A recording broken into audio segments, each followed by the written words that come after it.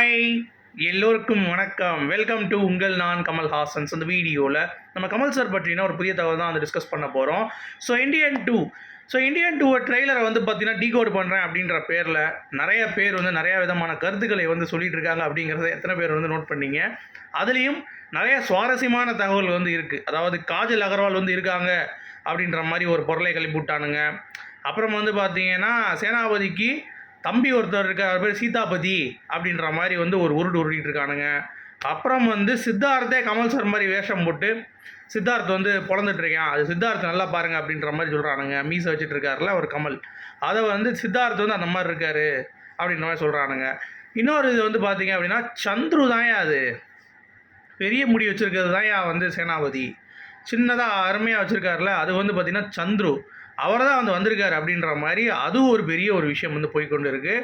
So Indian 2 ட்ரெய்லரில் வந்து பார்த்திங்கன்னா நம்ம டீகோட் பண்ண வேண்டிய விஷயம் என்ன அப்படின்னா, சங்கர் சார் அடிச்சுக்கோங்கடா இதுதான்டா கதை அப்படிங்கிறத, அந்த பிளாட்டை எவனுமே வந்து புரிஞ்சிக்கக்கூடாது அப்படின்றதற்காக கட்டிங்லாம் வந்து பயங்கரமாக இருக்குது. அதாவது சேனாபதியோடைய இம்பார்ட்டன்ஸ் தான் இந்த டீசரில் ட்ரெய்லரில் வந்து பார்த்திங்கன்னா வந்திருக்கு அப்படிங்கிறது எத்தனை பேர் நோட் பண்ணிங்க? வேறு எதுவுமே கிடையாது. ஊரில் அநியாயம் நடந்துகிட்ருக்கு, சரியா? அந்த அநியாயம் தட்டி கேட்க ஒருத்தன் வருவான், யார்? சேனாபதி வராப்பில். அப்புறம் அவரே வந்து பார்த்தீங்கன்னா இது நல்லவரா கெட்டவரா அப்படின்ற மாதிரி லாஸ்ட்டாக சித்தார்த்தோட டைலாக் வச்சு இன்னும் கெட்டது பண்ண சொல்கிறீங்க அப்படின்ற மாதிரி ஒரு டவுட் வைக்கிறாப்புல. எப்படி இந்தியன் தாத்தா வந்து கெட்டது பண்ண சொல்லுவார் அப்படின்ற மாதிரி ஒரு இது. அப்போ யார் இவர், இந்தியன் தாத்தாவா இல்லையா அப்படின்ற அந்த ஒரு இன்ட்யூஷனுக்குள்ளே ஆடியன்ஸ் வந்து கனெக்ட் ஆகிறான். ஸோ அப்படி இருக்கும் பட்சத்தில் கடைசி வந்து பார்த்தீங்கன்னா போக்கி பந்தாடுறாப்புல இந்தியன் தாத்தா வந்து, சரியா? ஸோ இப்போ நீங்கள் ஃபைட் வந்து பார்த்தீங்க அப்படின்னா அட் தட் ஏஜ் கமல் சாரால் சேனாபதியால் அந்த அளவுக்கு ஃபைட் வந்து இறங்கி பண்ண முடியும் அப்படின்ற அந்த டவுட் வந்து இருக்குது. அப்படிங்கிறத கட்ட மீசை வச்சுருக்க அந்த சேனாபதி கேரக்டர் கண்டிப்பாக இருக்காது அப்படின்ற மாதிரி தான் எனக்கும் தோணுது. என்னுடைய கணிப்பு, நம்ம டீசெண்டாக கணிப்போம் அப்படின்னா சந்துருவாக தான் இருக்கும். ஏன்னா சந்துரு தான் கரெக்டாக இருக்கும். ஒரு ஹீரோ வைஸ் வில்லன் அப்படின்ற மாதிரி திருப்பியும் வந்து சந்துரு வைஸ் சேனாபதி அப்படின்ற மாதிரி தான் இந்தியன் 3ல் கொண்டு போவாங்க அப்படின்ற மாதிரி தான் இருக்குது. ஏன்னா ஒரு நியூ லுக் வந்து இருந்துச்சு கமல் சார், நீங்கள் பார்த்துருப்பீங்க. அந்த லுக் வந்து பார்த்தீங்கன்னா கண்டிப்பாக வந்து இந்தியன் தாத்தாவாக இருக்கக்கூடிய வாய்ப்பே கிடையாது, சேனாபதி இருக்கக்கூடிய வாய்ப்பே கிடையாது. ஸோ சந்துரு தான் வந்து மவனை அலற விடுறாரு, எல்லாத்தையும் வந்து குத்தி கிளிக்கிறாப்புல வர்மத்தை கற்றுக்கொண்டு. ஏன்னா அவருடைய பையன் அப்படின்றதுனால அவருக்கும் இயல்பாக எங்கேயாவது கற்றுக்கிட்டு வந்திருக்காரு அப்படின்ற மாதிரி கூட ஸ்டோரியில் வந்து பென் பண்ணலாம். ஸோ அப்படி எல்லாரும் ஒரு கியூரியாசிட்டியில் ஒரு கதை வந்து ரெடி பண்ணி வச்சுருக்காங்க அப்படிங்கிறது பார்க்க முடியுது. அதான் சங்கர் சாரே சொன்னார், ஏன்பா என்னோட பெரிய ஸ்கிரிப்ட் ரைட்டர் எல்லாம் இருப்பீங்க போலையே, யூடியூப் சேனலில் எல்லோரும் ஒரு கதை சொல்லிட்டு இருக்கீங்க, சரி கடைசியாக யார் வந்து படம் பார்த்துட்டு வாங்க, படம் பார்த்துட்டு யார் ஸ்டோரி கனெக்ட் ஆகுதோ அவங்க வந்து நீங்கள் கொண்டாடிக்கோங்க, மற்றவங்க வந்து பார்த்தீங்கன்னா கொஞ்சம் வந்து பார்த்து பண்ணிக்கோங்க அப்படின்ற மாதிரி சங்கர் சார் வந்து சொல்லிட்டார். ஸோ இதுதான் டீட்டெயிலாக வந்து நடந்துகிட்ருக்கு அப்படிங்கிறது தான்.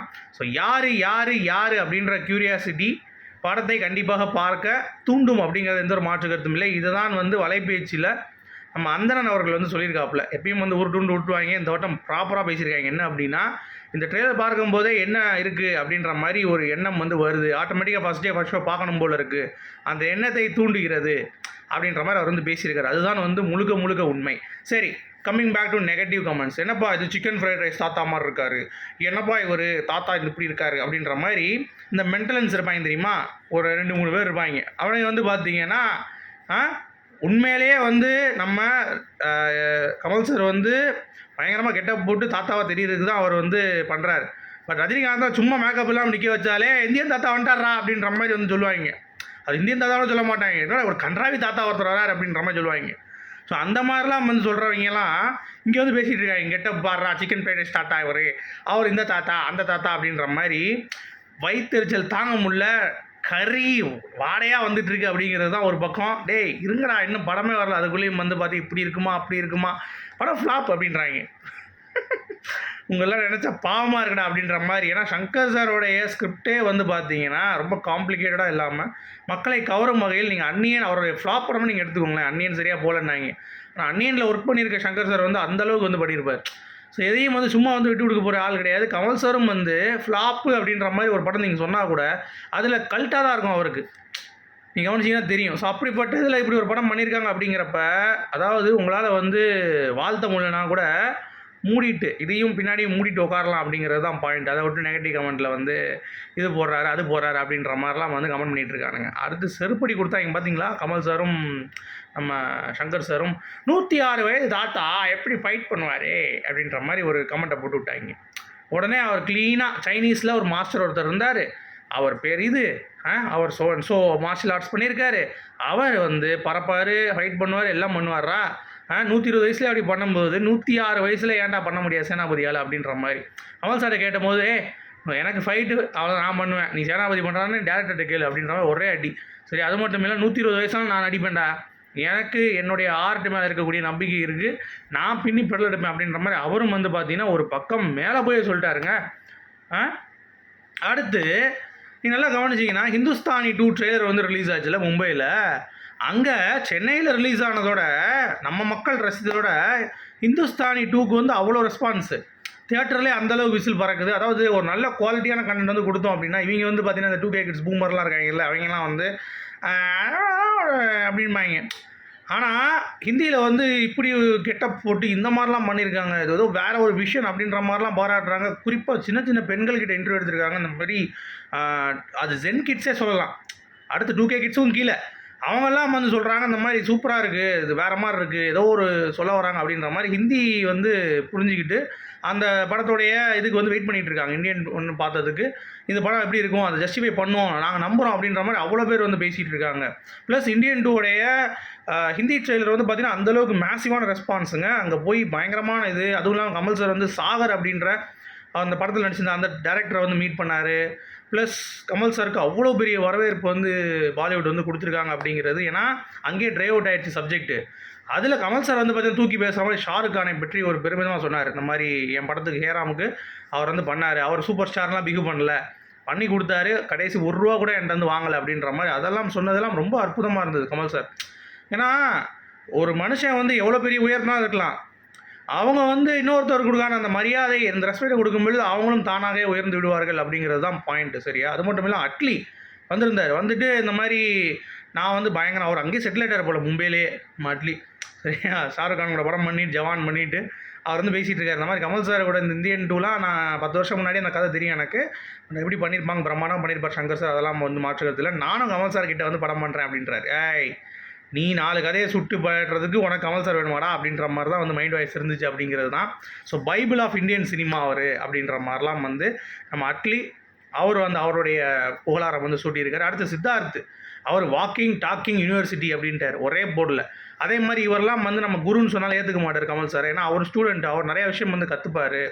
நீங்கள் எதாவது சொன்னால் கூட அது நல்லா இருந்தால் கூட கற்றுப்பார். ஏன்னா உதாரணத்துக்கு அனிருத் சொன்னார் பார்த்தீங்களா, நீங்கள் எத்தனை பேர் கவனிச்சிங்க, நான் வந்து 100% எனக்கு இவ்வளோதாங்க சொல்லிட்டு நான் போயிடுவேன். பட் அனிருத் வந்து ஒரு 100% வர்ற வரைக்கும் அவர் வந்து மியூசிக் வந்து பண்ணுறாரு அப்படின்ற மாதிரி சொல்கிறாங்க.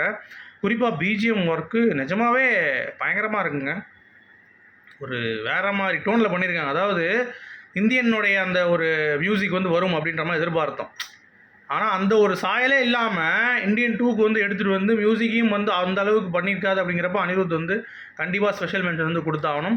ஸோ இதெல்லாம் வந்து இந்தியன் 2 அப்டேட்டே. அது மட்டும் இல்லை ரவிவர்மன் சொல்லியிருக்காரு இந்தியன் 3ல், அதாவது கமல் சாரும் சங்கர் சார் நினச்சாலே இதை பண்ண முடியாதுன்னு இருக்காரு. உடனே இந்தியன் 3ல் ஒன்று பண்ணியிருக்காங்களாம், அது இப்போ சொல்ல முடியாது, இந்தியன் 3 ரிலீஸ் ஆகும்போது சொல்கிறேன் அப்படின்றார் கமல் சார்.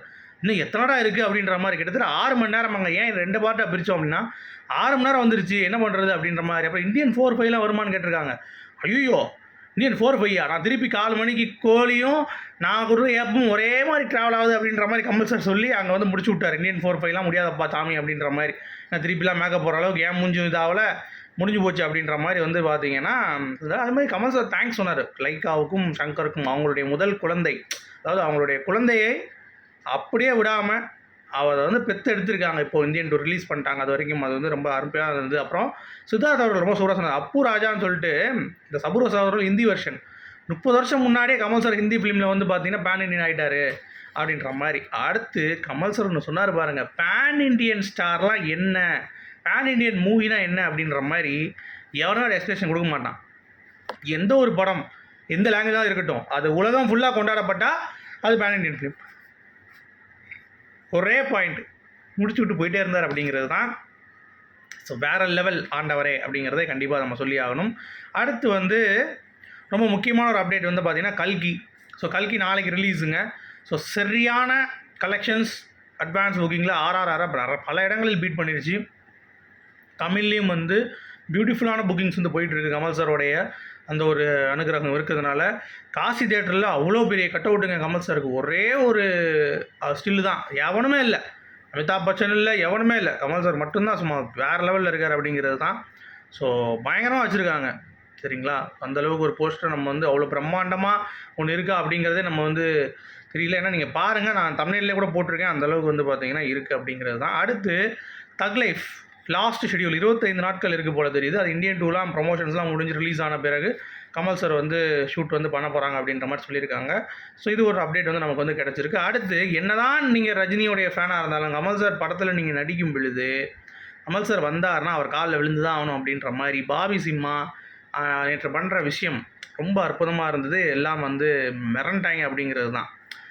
நீங்கள் யோசிச்சு பாருங்களேன், ரஜினி ஃபேனாக இருந்துட்டு எல்லாம் மென்டலாக தான் இருப்பாங்க அப்படிங்கிறதுனால அப்படிப்பட்ட ஒரு நபர் கமல் சாரோடைய காலில் விழுந்து இது பண்ணுறாரு அப்படிங்கிறப்ப அது எவ்வளோ பெரிய விஷயம் அப்படிங்கிறது தான். அது மட்டும் இல்லாமல் படம் வந்து எதுவுமே ஓடாமல் ரஜினிகாந்த் அவர்களுக்கு ஏதோ ஜெயலலிதா வந்து இவங்களே ப்ரொமோட் பண்ணி விட்டாங்க அப்படிங்கிறது உங்கள் எல்லாத்துக்கும் ஊரறிஞ்ச உண்மை. அதில் வந்து ஓப்பனாக இவ்வளோ தான் வசூலுங்கிறது இன்னும் சொல்லவே இல்லை. சும்மா இவங்களே 600 கோடி 700 கோடின்னு இருப்பாங்க சரியா. அதெல்லாம் ஒரு பக்கம் இருக்கட்டும். ஸோ ரஜினிக்கு வந்து பார்த்தீங்கன்னா ஒரு ஹிட்டு வந்து வேணும் அப்படிங்கிறப்ப கமல் சாருடைய ரசிகன் காலில் போய் அவர் விழுந்த கதை அப்புறம் என்ன பண்ணுறது யோசிச்சு பாருங்க. லோகேஷ் ராஜ் பக்கத்தில் அவர் வந்து கமல் ஃபேனு. அவர் சரி வா வா உனக்கு பண்ணித்தரேன் உனக்கு தானே வா அப்படின்ற மாதிரி சொல்லியிருக்காரு அப்படிங்கிறது தான். ஸோ உங்களுடைய கருத்துக்கு சொல்ல மீண்டும் சந்திப்போம். Good bye.